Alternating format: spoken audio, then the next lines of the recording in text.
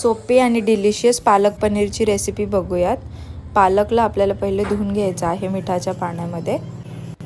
पालक उकळत्या पाण्यामध्ये शिजून घ्यायची आहे।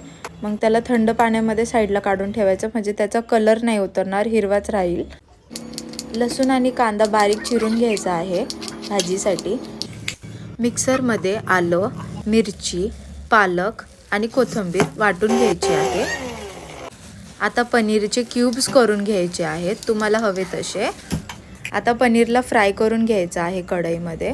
छान असे गोल्डन ब्राउन कलर आला पाहिजे पनीरला। फ्राय करून झाल्यावर कढईमध्ये बारीक चिरलेला लसूण, जिरं आणि कांदा ॲड करायचा आहे। टोमॅटो ॲड करायचा आहे। त्यामध्ये धना पावडर आणि गरम मसाला ॲड केला आहे मी। आता ह्यामध्ये जाईल पालकची प्युरी आणि त्यामध्ये फ्राय केलेला पनीर।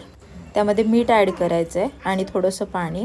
आता तडकाची तयारी करू। ह्यासाठी मी लसूण घेतलाय आणि काश्मीरी मिरची पावडर तडका दिला आहे भाजीला वरून।